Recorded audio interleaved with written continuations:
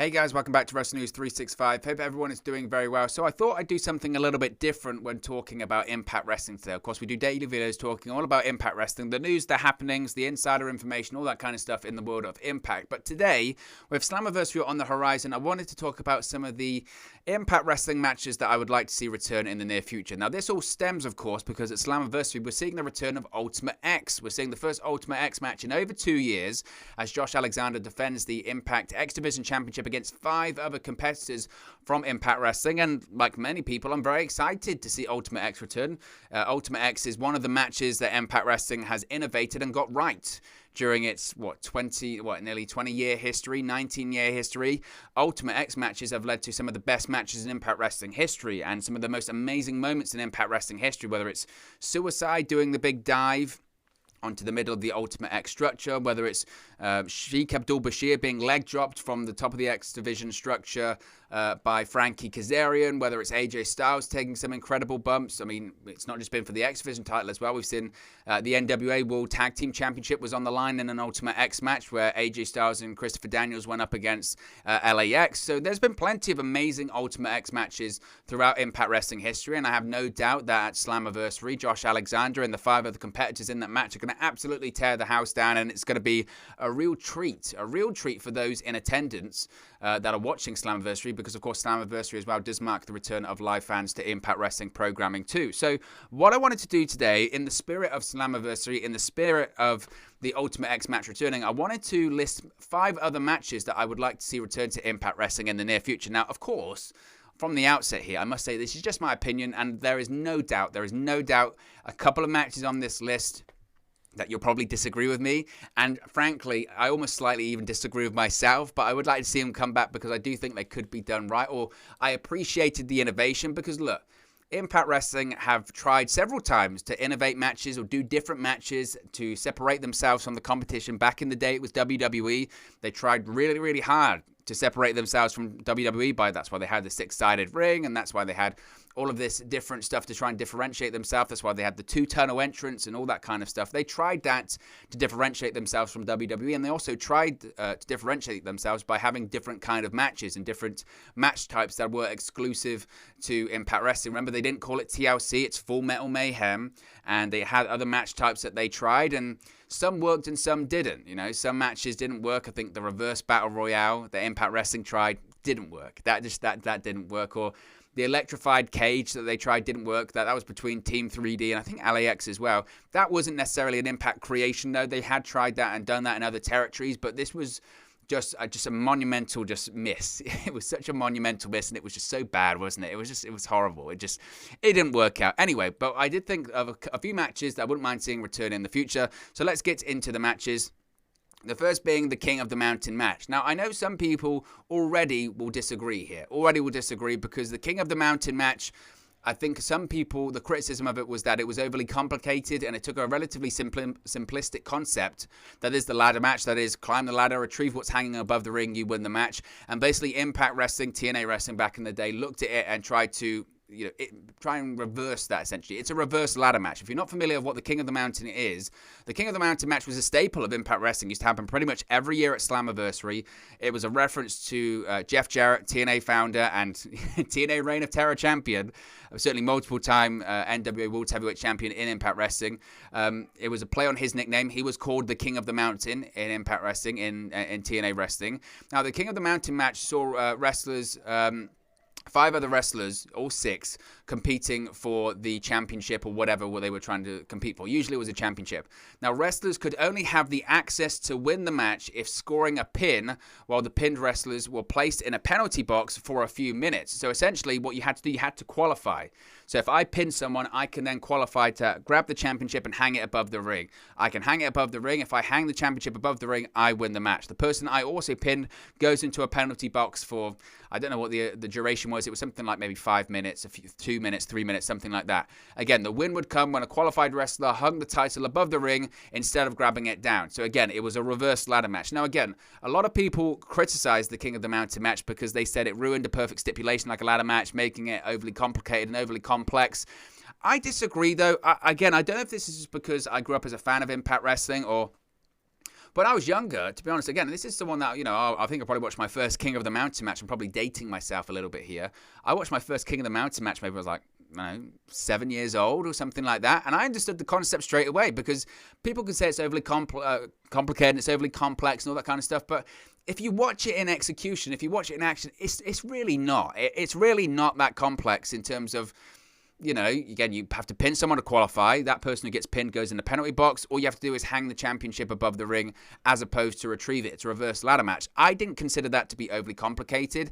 And frankly, at this point, again, people can have their reservations about it, but at this point, it's well known. It's widely associated with Impact Wrestling. Again, Impact Wrestling has been around for nearly 20 years at this point. And the first King of the Mountain match, when did that happen? Probably like 2004, maybe 2005. So it's been around for 15 years. Now, it hasn't been done as frequently in recent years. There was a plan to do a King of the Mountain match last year at the TNA There's No Place Like Home event in April. That was due to take place during WrestleMania weekend by Impact Wrestling. Of course, that got cancelled because of the pandemic. That would have actually been the match that Moose would have won, and he would have become the TNA World Heavyweight Champion during that, and that would have kicked off his whole storyline when it comes to the TNA World Heavyweight Championship. Funny how those things work out, isn't it? But I always enjoyed the King of the Mountain match. I really did. And not just enjoyed it, I always also enjoyed that it was a staple of Slammiversary. That, most years at Slammiversary, you knew you were going to get a King of the Mountain match. Now, I'll be totally, upfront, because I don't want to be a hypocrite here. I'm not a fan of knowing that certain match types are always going to be on a pay-per-view. The example was Hell in a Cell or TLC or Elimination Chamber. For me, those matches should be saved, and those matches should feel a bit random, in the sense that it should just be an event like for instance, they did SummerSlam 2003 is a great example of this. Just main event of SummerSlam, that's going to be Elimination Chamber match. Why? Because it's a big match and it's rare and it feels important. When you make it into a pay-per-view every year, it ruins the concept, and sometimes you shoehorn feuds and superstars and wrestlers into that match that don't deserve to be in there, and feuds going into that, just again, they don't deserve to be in there, and it ruins the match type. It kills the match type. That's what we've seen when it comes to Hell in a Cell, when it comes to Elimination Chamber, where it comes to TLC. And I guess for a period of time, it did feel like, Slammiversary was essentially the King of the Mountain match because we saw it every year. Now, was that because Jeff Jarrett was always involved? I guess partially. But we did see King of the Mountain matches that haven't involved Jeff Jarrett. So, again, look, I was always a fan of this concept. Again, I know a lot of people weren't massive fans of it, and I know some people weren't a fan of altering the ladder match or making the ladder match too complex, or again, reversing it, changing the rules. But I think at this point, it's so woven into the fabric of Impact Wrestling, and you have to go with what you have. You have to go with, this is a unique match type that you don't see really in any other company, certainly with this name, the King of the Mountain match. And at this point, there is so much equity in that brand, if you will, if you want to get really, complex and namby-pamby about it. But it's really, there's so much equity in that match, and that match type. People widely associate it with Impact Wrestling. So why couldn't it return? Why couldn't it return to Impact Wrestling, right? I think it would be fun. At one point, I thought they were going to have it return at Slammiversary this year. I thought the Ultimate X match, considering all of the competitors in there, the 6 people involved, I thought that's going to be a King of the Mountain match. The numbers work, the pay-per-view works. They're having these matches to elevate the X division. That all totally makes sense to me. I could see it happening, but of course we haven't. And let's just hope it happens again in the future, because again, I'm a big fan of the match type. I really am. Another match I would like to turn is the Clockwork Orange House of Fun match. Now, obviously, the difficult thing with this one returning is that this match is associated with Raven. Now, if you're not familiar, Raven, ECW legend, of course, competed in WCW, WWE, and TNA Impact Wrestling. In the early days of TNA Wrestling, after making the jump from WWE, Raven was a big deal. He really was a big deal in Impact, and he was treated as a big deal, and he won he won the NWA World Heavyweight Championship, and they really tried their best to spotlight Raven as a main eventer and tried to bring back that popularity that he once had when he was in ECW. They saw the potential or the possibility of bringing Raven back to that level. Did they ever really successfully get him back to there? I doubt it. I think that's debatable, to be honest. But they did create a match stipulation, even based on his character, and this was called the Clockwork Orange House of Fun match. Now, you can see the picture there. It's actually really hard to find a good image of that online. Obviously, you can go on Impact Plus, but if you Google it, it's difficult to find. Now, the Clockwork Orange House of Fun match, it looks a bit messy, and that's because it is. Now, it features weapons essentially hanging all around the ring, with one side of the ring having a steel cage layer. Now, it did look really strange at first, but the matches, because they were so bizarre, and because they were so entertaining, and because they were so violent and graphic, it was entertaining. It was entertaining. Now, what I will say a bit about this one is they kind of, I guess, brought it back earlier this year, because they had a barbed wire massacre match earlier this year. Hard to Kill. That was between Eddie Edwards and Sami Callihan. To me, that wasn't necessarily a barbed wire massacre like I know it. I remember the barbed wire massacre matches between Sabu and Abyss, and Sabu and was it Abyss and Judas Messias?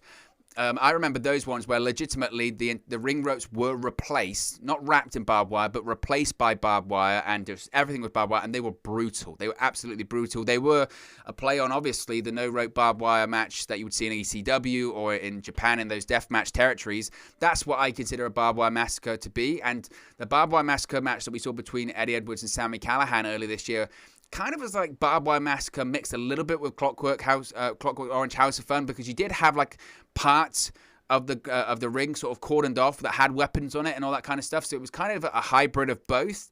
So maybe this doesn't fit on the list, because maybe we have actually seen this at this point. Maybe we did kind of see the Clockwork Orange House of Fun match return earlier this year, and maybe that's as close as we're ever going to see it return, considering that Raven isn't going to return to Impact Wrestling anytime soon, and especially he's not going to return as an active wrestler or as a character to Impact Wrestling anytime soon. Certainly I don't think so.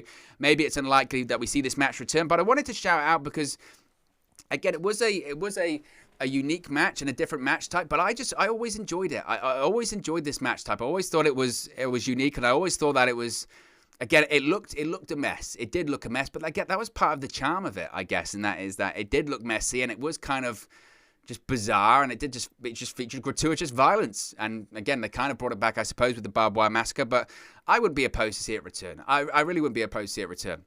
Now, the next one, I know people are going to say, no, we don't want to see it back. It's the Asylum match. Now, I know you will be looking at that on the screen right there. You'll be looking at this and saying, that is a hot mess. That is a hot mess. That is just, it's an eyesore. If you're in attendance, if you're in attendance, you're in the crowd watching that, can you even see through that? Because I remember the big complaint with WWE in the Punjabi prison match was that we can't see. The crowd can't see. The crowd can't see through the structure. And not that the Punjabi prison's similar to the Asylum match, but you look at that and you say, can you actually even see that? It's difficult to see the wrestlers and all that kind of stuff. And the reason I wouldn't mind seeing this return, one, because I'm assuming they've got it somewhere. Surely they must. I mean, I don't know. Impact Wrestling, again, has gone through so many ownership changes and lost so many properties and all that kind of stuff. I would assume they have the Asylum structure somewhere. At least you would hope so. It'd be a shame to know that they'd lost that, or if they wanted to do it, they'd have to create it all over again. I don't know. I suppose another question could be, how do they even do the Asylum with 4 rings? Because again, with a 4-sided ring, of course, because this Asylum was tailor-made for the 6-sided ring of Impact Wrestling back in the day. But the reason I wouldn't mind seeing this one return is because I just felt that it was a real, genuine attempt by Impact Wrestling to do something different. To try something different. Now, I don't know necessarily if I would see them have them bring it back in the exact same format that they had it before. So if you're not familiar with what the Asylum match is, as you can see, it's a big, giant red structure there. They actually had it on the first episode of Impact Wrestling, or TNA Impact, when Eric Bischoff and Hulk Hogan made their debut, and they did that big rating on Spike TV. Now, essentially, it's a giant red structure. Now, it did, as I mentioned, make it really hard for fans to see what was going on. Essentially, the aim was that the wrestlers had to climb to the top of the structure and exit the Asylum in this tiny hole at the top. It was a really small hole, and it was right in the middle. So you had to climb to the top and then easily make your way like this and then go through the little hole. Now, an infamous moment, which I guess is why I don't even know if we've seen an Asylum match since that first night of having Hogan and Bischoff in TNA. An infamous moment. So Homicide was meant to win the match, essentially, and for the life of him, he just could not get out of it. And everyone was laying down on the canvas, and they just had to essentially wait for him to get out, and it was awkward. It was really, really awkward. And again, maybe that's why they haven't brought it back. But again, I think that just comes to a structural flaw. I don't think the concept of the match is totally the worst thing in the world. The issue is like you can see, it's like right at the top there. You can't really see it, but the hole, no joke, it's like that big. It was so small to get through, and it was right in the middle. And again, the roof was so big, and they had to climb all the way across, and it was difficult. And those bars that were there were legit steel, solid steel bars, and bouncing off them was tough. But I didn't hate the concept. I just thought the execution was wrong. And look, if Impact Wrestling is looking to revive old match types, if Impact Wrestling is looking to bring back different matches or elevate the X Division and give the X Division big matches, who's to say why they shouldn't do the Asylum match again? I thought it worked. I thought the concept was good. The execution, of course, was horrible. Of course it was horrible. But I wasn't totally against it. And frankly, seeing someone like, Josh Alexander going through that would be a trip, right? That would absolutely be a trip. And given the types of athlete that they currently have in Impact Wrestling, whether it's Chris Bay, TJP, or Trey McGow or Ace Austin, I think they would fare nicely in that one. Again, I would love to know what the people who competed in that match said about it, because I'm sure it's not great things. And again, I'm sure that probably in the comment section below you can tell me how much you hate this match, but I wouldn't be against seeing it return. I don't know. I was just, maybe it's just pure nostalgia on my part, but I wouldn't be against seeing it return. Another match I wouldn't mind seeing return is Elevation X. Now, again, this was another X Division match. Now, this one was Impact Wrestling's attempt, essentially, to do a scaffold match. Now, a scaffold match was done in Jim Crockett Promotions, WCW back in the day, the Midnight Express. Jim Cornette's famous for them. And essentially, Impact tried to do their own version of the old scaffold match stipulation. Instead of wrestlers competing on a scaffold, they wrestled on top of a giant X-shaped structure hanging over the ring. Rhino and AJ Styles introduced the Elevation X match to culminate their feud in the mid-2000s in Impact Wrestling. Now, the goal of the match is to throw your opponent off the structure and into the ring. Fans added to the match with their genuine shock and awe at obviously the very obvious danger involved, and just it added to an atmosphere. And again, it was a take on the scaffold match. If you're a fan of like this, again, the scaffold match, and it's terrifying. It's terrifying to watch live, because again, there is so much that can go wrong. So much that can go wrong in this one, and the result is obviously a massive bump. And who better than AJ Styles to take that bump in the match he had against Rhino in it? But this one is definitely one that Impact Wrestling could do. Now, as I mentioned about the Asylum match, that I guess structurally that would be difficult to pull off now, especially considering the arena that they're working in Skyway Studios, but also because it's a different size ring and different shaped ring and all that kind of stuff. But if they're bringing back Ultimate X, what's the reason why they can't bring back Elevation X? It's just the only difference is that it's a scaffold match. And again, I'm absolutely sure, given the talent that they have on their roster, they certainly would be interested in competing in that kind of match. Again, the stakes are very, very high, and the risk, of course, is very, very high involving all of that. And I'm sure a lot of people would be very concerned about being in that match, but that's the drama. As a watcher, as a viewer at home, you watch that match knowing that, man, it's dangerous. That's high up, and the bump of falling off of that could go really wrong. And again, in some scaffold matches throughout the years, we've seen some horrifying bumps, but that's the drama. That's the whole point of the match, right? The whole point is seeing the danger happen live and knowing that anything could go wrong at a moment's notice. And again, if Impact Wrestling truly wants to elevate the X Division, it's already in the name, Elevation X. What better way to elevate the X Division than reintroducing Elevation X? So I would love to see it return. I would. And I think that one is a possibility. So I'd love to see Impact Wrestling dive back into their bag of tricks, if you will, and then look to something like Elevation X. We can do that. We can put up a scaffolding, and again, maybe not in Skyway Studios, but once they return to doing Impact TV tapings across the country, they specifically said they want to do it in Vegas. Why can't they rent out a soundstage in Vegas that gives them enough room to do something like an Elevation X? Why not? That's absolutely a possibility. So that could be really exciting. Finally, Lethal Lockdown. Why? Well, we haven't seen a Lethal Lockdown match in a while. Now, I actually pitched this when talking about the whole power struggle situation that could be going on between Scott D'Amore and Tommy Dreamer that we could eventually lead to a Lethal Lockdown match. Now, if you're not familiar, you probably are. Lethal Lockdown is essentially Impact Wrestling's version of War Games. It was called Lethal Lockdown with a different twist on the match. So, essentially, it featured a 4-on-4 match every year, with the wrestlers coming to the ring after a few minutes, like the established War Games rules. But Impact Wrestling added the extra bit to it that once everyone was involved in the match, the Lethal Lockdown essentially begun, where the cage that was suspended above the ring lowered, and it lowered to the top of the structure, and there were weapons that were hanging from the top of the cage. So once everyone was involved, the lockdown roof came down, weapons got added into it, and some of the best matches and best moments and best bumps and you name it in Impact Wrestling history came in the Lethal Lockdown match. AJ Styles, some of the bumps that guy took was just insane, absolute insanity. The guy, I think he jumped off. You can see it there. AJ Styles made a history of jumping through the cage, jumping off the cage. Again, those bumps that he took were absolutely just insane. And I'd love to see the match return. I do get the impression that maybe they might be moving towards that, as I mentioned, with the whole Scott D'Amore and Tommy Dreamer situation with a bit of a power struggle going on. You could definitely see a situation whereby maybe at Bound for Glory, it's Lethal Lockdown. It's Team D'Amore versus Team Dreamer. Winner gets sole authority over Impact Wrestling and the other has to leave or something like that. I could see something like that totally happening. So whether or not that does happen, I'd love to see Lethal Lockdown return. But look, guys, as always, this is just one man's opinion. What are your thoughts on the Impact Wrestling matches that I would like to see return? What matches would you like to see return to Impact Wrestling in the future? Let me know your thoughts in the comment section below. I'll do my best to respond and reply to all of your comments. Really enjoy interacting with you guys talking about Impact Wrestling, WWE, AEW, New Japan Pro Wrestling, all things pro wrestling here on the channel. So be sure to get involved in the community, drop a comment below. All opinions are welcome. If you have enjoyed this video, please do smash a like on the like button too. It really does help us out here on YouTube, gut the rankings, and get into people's recommendation feeds if they haven't seen our videos previously. But most importantly, if you haven't already, please do subscribe to Wrestle News 365.